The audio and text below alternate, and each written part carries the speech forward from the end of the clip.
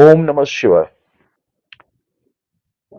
हिंदी साहित्य के महान कवि गोस्वामी तुलसीदास जी का जो डेट ऑफ बर्थ है, जो कि नेट से प्राप्त है, 13 अगस्त 1532। इनका जो डेट ऑफ बर्थ प्राप्त हुआ है 13 अगस्त 1532। इसके अनुसार जो इनकी जन्म कुंडली बनती है, वो जन्म कुंडली में समय इनका जो है एग्जैक्ट नहीं मालूम है, लेकिन क्या तथ्य है कि इनका लगन जो है मीन हो। उसके लिए देखिए क्या है कि गुरु जो है, चूंकि ये हिंदी साहित्य के भक्ति मार्ग के महान कवि हैं और जो है इन्होंने, तो यहाँ पे गुरु जो है, देखिए गुरु की लगन में दृष्टि पड़ना और कुछ ऐसे तथ्य हैं जिससे ये साबित होता है कि इनका लगन मीन है। आगे चल के हम इसको और जो है प्रूव करने की कोशिश करेंगे। तो मेरे अनुसार जो है इनका लग्न जो बनता है वो मीन राशि का बनता है। तो गोस्वामी तुलसीदास 13 अगस्त 1532 में जब इनका जन्म हुआ, तो उस समय जो ग्रहों की दशा थी, शनि जो है मिथुन राशि में, बुध कर्क राशि में, सूर्य मंगल राहु सिंह राशि में, कन्या राशि में चंद्रमा शुक्र, और वृश्चिक राशि में गुरु, और कुंभ राशि में केतु। क्या क्या इंपॉर्टेंस है, कुछ कुछ पॉइंट जो है मेरे को जो समझ में आ रहे हैं, मैं उसमें आपको जो है से बताना चाह रहा हूँ।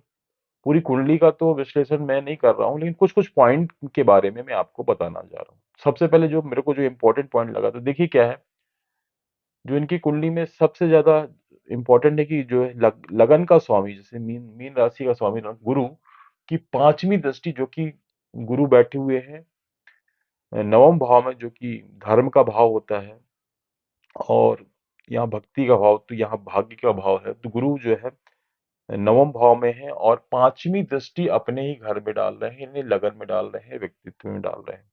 तो अपने घर में दृष्टि पड़ रही, तो ये एक बहुत इंपॉर्टेंट है कि गुरु का लगन का अपने घर में दृष्टि पड़ रहा, वो भी गुरु है। कर्मेश भी लगन है, देखिए कर्मेश भी जो है धनु राशि है, तो उसके भी स्वामी गुरु हैं और लगन के भी स्वामी गुरु हैं। तो कर्म भी गुरु का, और जो लगन है वो भी जो है, मतलब जो उनके व्यक्तित्व भी गुरु का, उसमें उनकी दृष्टि पड़ गई, मतलब व्यक्तित्व गुरु ने बना दिया।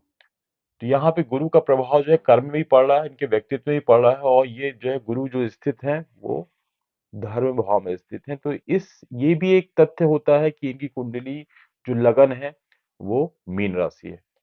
और ये देखिए केंद्र, दोनों केंद्र के स्वामी त्रिकोण में, भाग्य स्थान केंद्र का संबंध त्रिकोण से बन रहा है, दोनों केंद्र के स्वामी त्रिकोण में यहाँ पे बन रहे हैं।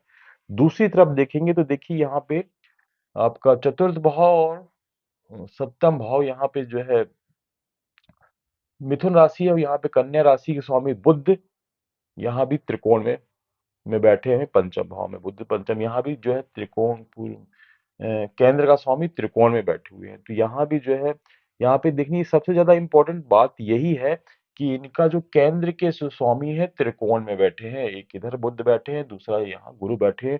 और बुध जो है बुद्धि के कारक और गुरु जो है ज्ञान के कारक, दोनों त्रिकोण भाव में बैठे हुए हैं। ये एक बहुत बड़ा तथ्य होता है कि इनका जो लगन है वो मीन है। तो और भी तथ्य दूंगा मैं। तो देखिए ये क्या है कि पूरे केंद्र के स्वामी का त्रिकोण से संबंध बनाना बनाना और वो भी जो है बुद्ध का और गुरु का मतलब जो है होना त्रिकोण में, ये इनको कहीं ना कहीं जो है बहुत ही प्रज्ञान विद्वान और ये जो है और बनाते हैं। क्योंकि यहाँ देखिए कि बुद्ध और गुरु दो ऐसे ग्रह हैं जो बुद्धि के लिए, ज्ञान के लिए, बहुत उनकी पोजीशन अच्छी हो जाए तो बहुत ज्यादा जो है इसलिए ये महान कवि हुए। और एक संबंध है, देखिए क्या बुद्ध जो है, यहाँ पे आप देखेंगे तो बुद्ध जो है कर्क राशि में, और यहाँ पे चंद्रमा जो है कन्या राशि में। तो कर्क राशि का स्वामी चंद्रमा, जो कि कन्या राशि में बैठे हैं, जो कि वो बुद्ध की राशि है। तो यहाँ पे चंद्रमा और बुद्ध का राशि परिवर्तन हो रहा है।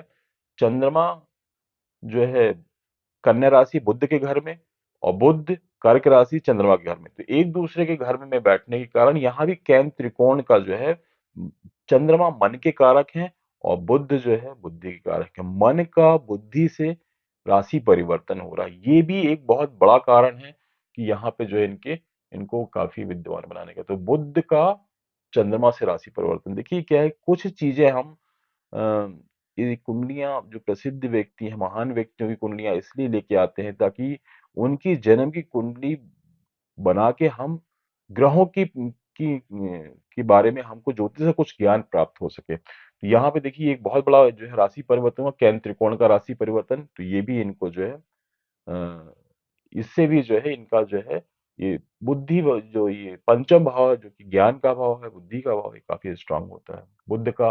और चंद्रमा जहां मन के कारक है, बुद्ध जहां बुद्धि के कारक है, तो ये होता है। और भी एक इम्पोर्टेंट है, यहाँ देखिए शुक्र जो है ये कन्या राशि में नीच के होते हैं, लेकिन नवांश कुंडली में जो है गुरु जो है उच्च के हैं। नवांश कुंडली में गुरु उच्च के हैं।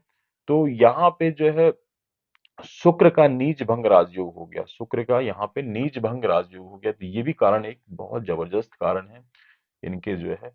तो ये जो कारण है, इस कारण हम कह सकते हैं कि ऐसी कुंडली बहुत ही रेयर मिलती है। और ये इस टाइप की कुंडली का होना, समय का होना, कि देखिए परिस्थितियां किसी का पूर्ण निर्धारित करती हैं कि व्यक्ति का जन्म किस परिस्थितियों में होगा, किस ग्रह दशा में मिलेंगे। उसके पिछले जन्म के पुण्य के कारण उसका जो जन्म होता है, वो एक उनको विशेष ग्रहों की दशा मिलती है और उसमें वो जो है उनमें कर्म करने पे कर्म करते हैं।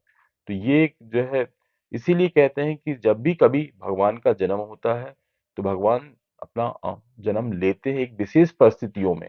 वहां पे ग्रह दशाएं जो है एक विशेष परिस्थितियों में जो है कोई में उनका ही जन्म होता है। ये पूर्व निर्धारित है, किसी ऐसे ही समय में जन्म नहीं होता। तो ये, और जो बात करेंगे, देखिए सूर्य जो है स्वक्षेत्री बैठे हुए हैं, अपनी सिंह राशि में ही बैठे हैं। सूर्य जो है सिंह राशि में बैठे हैं, छठम भाव में मंगल के साथ, और साथ में राहु उन चीज को बढ़ा रहे हैं। तो ये देखिए, और भी इंपॉर्टेंट यदि बात करें तो देखिए मंगल की चौथी दृष्टि, यहाँ देखिए मंगल यहाँ पे जो ये भी एक कर्म भाव है, नौकरी का भाव। तो मंगल जो है सिंह राशि के साथ सूर्य के साथ बैठ के अपनी चौथी दृष्टि अपने ही घर में डाल रहे हैं, वृश्चिक राशि में, जहां पे गुरु है। तो मंगल और यहाँ पे गुरु का संबंध, और मंगल की अपने घर में दृष्टि, यानी जो ये नवम भाव है जहां वृश्चिक राशि बैठी है, यहाँ पे धर्म का भाव है। तो यहाँ पे मंगल की दृष्टि पड़ गई अपने ही घर में और गुरु के साथ। तो ये इस चीज को और अच्छा कर दिया, धर्म को और अच्छा ज्यादा कर दिया। और फिर गुरु की दृष्टि जो है आपके व्यक्तित्व भाव में लगने पड़ गई। तो ये सारी चीजें जो होने के कारण, ये जो कुछ चीजें हमको ये समझ में आ रही हैं कि देखिए कुछ चीजें कॉमन आ रही हैं, जैसे गुरु का कर्मेश होना और ये होना, और उसमें अ, इधर नवम भाव से लगन में दृष्टि, अपने घर में दृष्टि डालना, ये सारी चीजें जो है गुरु के कारण इनका व्यक्तित्व मतलब जो है काफी महान बना। और जो है ज्ञान के कारण बुद्ध और उसका, और केंद्र त्रिकोण जो है राशि परिवर्तन के कारण, और केंद्र, पूरे केंद्र का स्वामी त्रिकोण में होना, ये एक अद्भुत संयोग है। तो ये था संक्षिप्त जानकारी अ, गोस्वामी तुलसीदास जी की कुंडली की। धन्यवाद।